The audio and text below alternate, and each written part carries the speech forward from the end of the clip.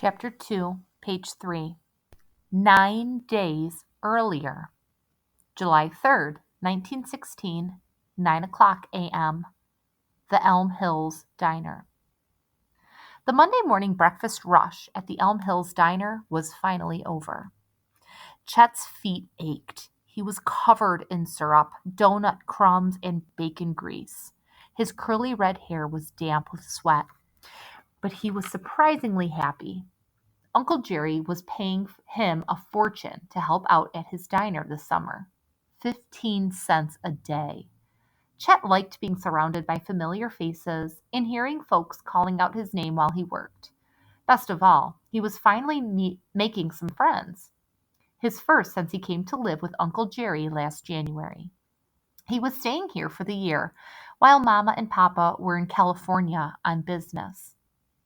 Chet was wiping down the counter when the front door banged open.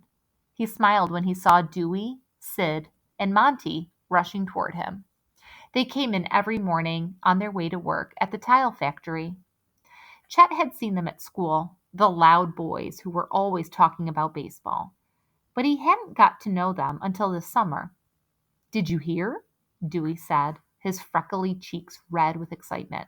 "You won't believe it," said Monty, whose spectacles were fogged up from the humidity. "Let me tell him," said Sid, pushing his friend aside.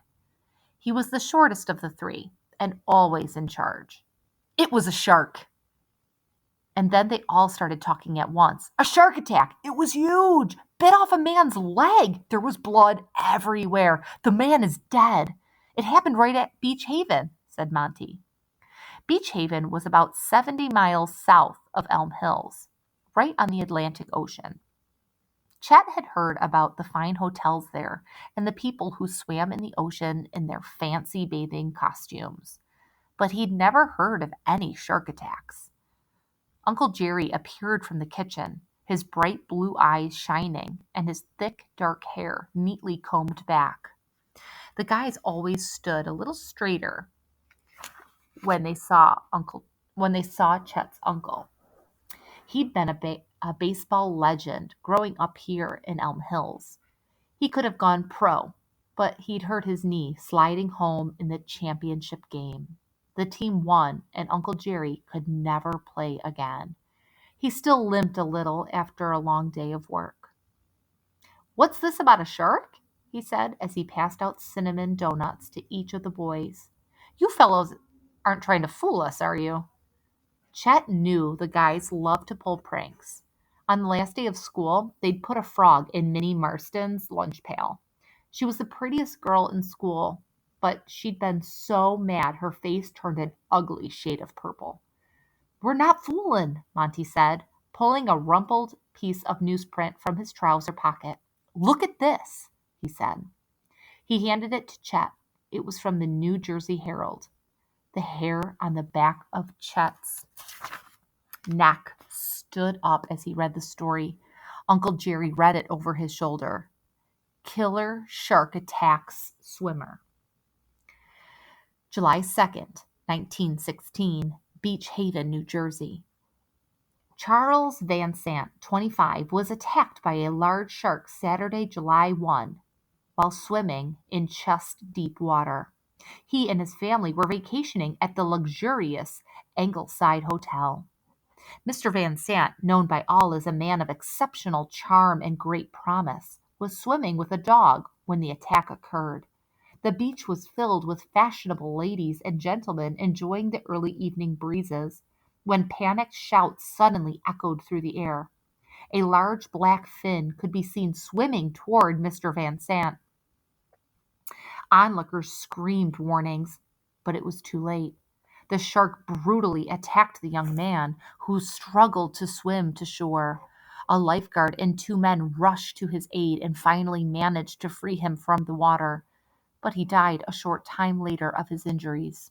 This is the first fatal shark attack on a human ever recorded on the northeastern shore of the United States. Uncle Jerry laughed. Chet stared at him. His uncle was tough, but did he really think a man getting ripped apart by a shark was funny? Boys, that article is a hoax, Uncle Jerry said. A shark will not attack a human. It's a proven fact. Haven't you ever heard of Mr. Herman Ulrichs? None of them had. The guy was a millionaire, Uncle Jerry said, owned a big shipping company. One day, let's see, I think it was about 25 years ago, this gent was out on his yacht with his rich friends, not far from New York City. They were out in the ocean and they sailed right into a big school of sharks. The lady screamed, but Ulrichs put on his bathing costume and dove into the water, practically right on top of those sharks. Why did he do that? Sid said. To prove that the sharks wouldn't attack, Uncle Jerry said. He made a real commotion, splashing and kicking, even shouting at the sharks.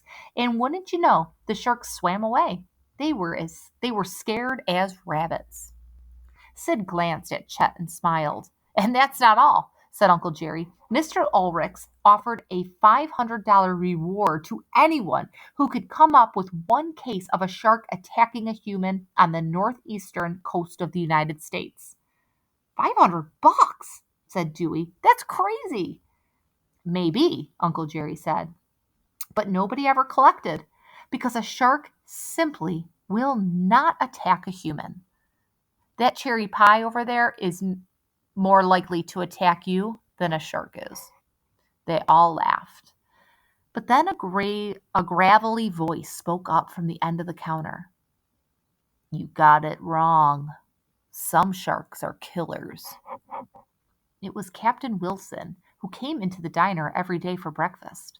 A long time ago, he had been a whaling ship captain, but now he puttered around the creek in his broken down motorboat. Usually, he had a dazed look in his eyes, like he wasn't sure where he was. But now the captain's eyes were sharp. You've seen some sharks, Cap? Uncle Jerry said, refilling the captain's coffee cup. Seen one, the captain said. A white shark almost bit me right in two. That's so? Uncle Jerry said, winking at Chet. I don't want to scare you, lads, the captain said.